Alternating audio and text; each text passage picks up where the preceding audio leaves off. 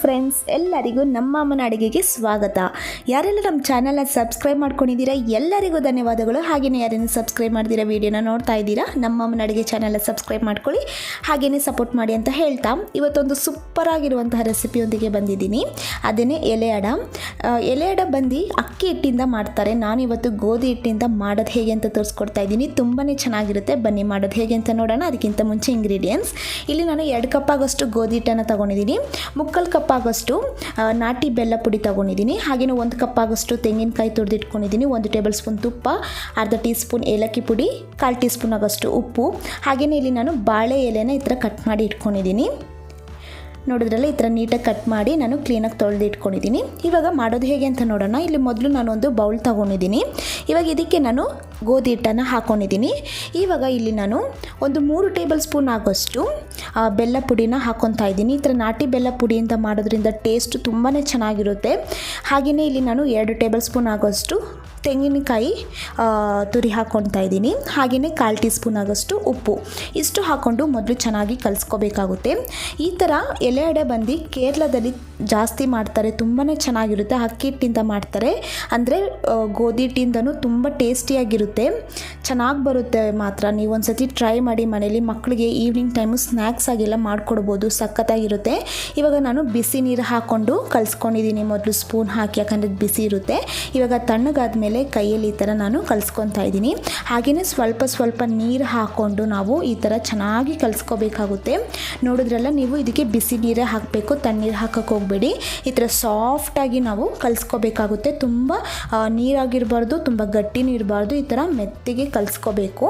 ಇವಾಗ ನಾನು ಇನ್ನೊಂದು ಬೌಲಿಗೆ ತುಪ್ಪನ ಹಾಕ್ಕೊಂಡಿದ್ದೀನಿ. ತುಪ್ಪ ಹಾಕಿದ್ದಾದಮೇಲೆ ತೆಂಗಿನಕಾಯಿ ತುರಿದಿಟ್ಕೊಂಡಿದ್ನಲ್ಲ ಅದನ್ನು ಹಾಕ್ಕೊಂಡಿದ್ದೀನಿ, ಹಾಗೆಯೇ ಬೆಲ್ಲ ಪುಡಿನ ಹಾಕ್ಕೊಂಡಿದ್ದೀನಿ.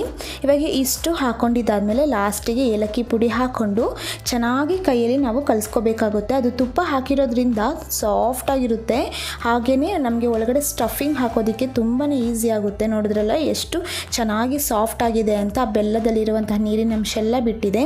ಇವಾಗ ನೋಡಿ, ಈ ಥರ ಎಲ್ಲ ಚೆನ್ನಾಗಿ ಕಲಿಸ್ಕೊಂಡಿದ್ದಾದಮೇಲೆ ಇವಾಗ ನಾನು ಒಂದು ಎಲೆನ ಹಾಕಿ ತೆಗೆದಿಟ್ಕೊಂಡಿದ್ದೀನಿ. ಇವಾಗ ಇದಕ್ಕೆ ನಾನು ಒಂದು ಮೀಡಿಯಮ್ ಸೈಜ್ ಆಗೋಷ್ಟು ಈ ಥರ ಗೋಧಿ ಹಿಟ್ಟು ಕಲಿಸ್ಕೊಂಡಿದ್ನಲ್ಲ ಅದನ್ನು ತಗೊಂಡಿದ್ದೀನಿ ಉಂಡೆನ.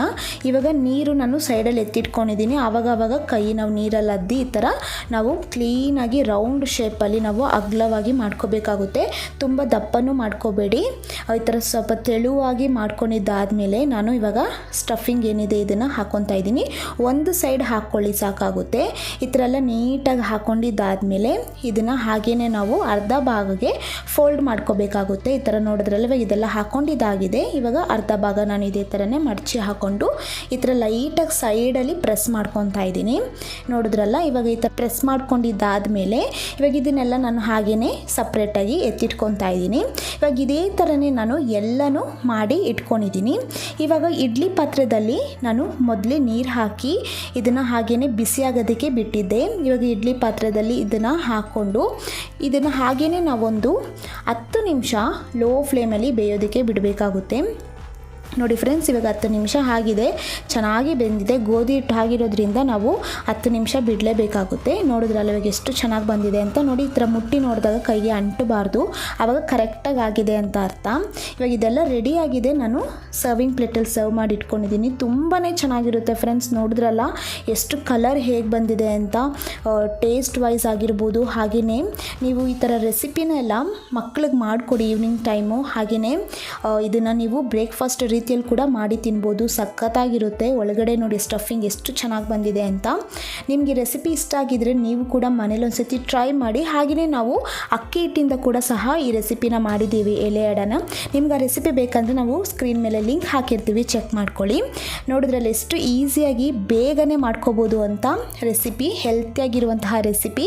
ಈ ರೆಸಿಪಿ ಇಷ್ಟ ಆಗಿದ್ರೆ ಫ್ರೆಂಡ್ಸ್ ಆ್ಯಂಡ್ ರಿಲೇಟಿವ್ಸ್ಗೆ ಶೇರ್ ಮಾಡಿ. ಹಾಗೆಯೇ ನಮ್ಮ ಅಮ್ಮನ ಅಡುಗೆ ಚಾನಲ್ನ ಸಬ್ಸ್ಕ್ರೈಬ್ ಮಾಡೋದು ಮಾತ್ರ ಮರಿಬೇಡಿ. ಈ ವಿಡಿಯೋ ನೋಡಿರುವ ಎಲ್ಲ ವೀಕ್ಷಕರಿಗೂ ಧನ್ಯವಾದಗಳು.